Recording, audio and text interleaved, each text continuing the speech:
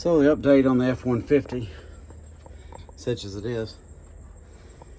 My issue right now, aside from the bad oil leak right around there, and that exhaust leak right there, you can see a little crack that's not tightened down enough. The real issue, I might be losing coolant. Of course, I could be. Well, I just got water in there now, but because of the leak, but could be where it was leaking there. Could be maybe a blown head gasket, but it's not leaking into the engine. But also, I've got this little issue down here. I don't know if you can make that out. Kind of got upside down here. I had to rig this thing up and patch it together that way. I'm not even sure if rubber line will work for that sort of thing. But it is just leaking oil out like a sieve. So that can't be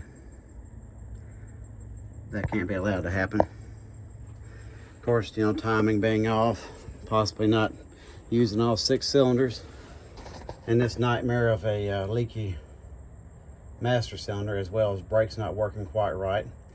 I expect, because of a vacuum leak that you can hear once it starts up, and I think it's there, right there. But you know, it's a spread bore carburetor on a square bore intake, and it might be a little big for it anyway. So also a heater core is blown. Can I see that over there?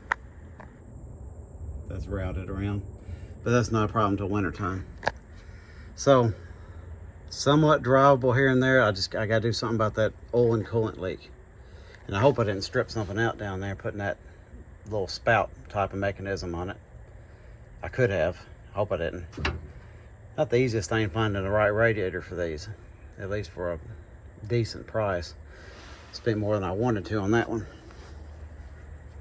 eBay didn't have the right one, and I tried to get the right one, ended up just wasted money.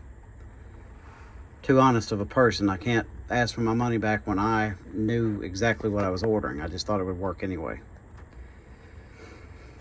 So I knew it was the wrong part, but I knew it wasn't. I didn't know it wouldn't work anyway.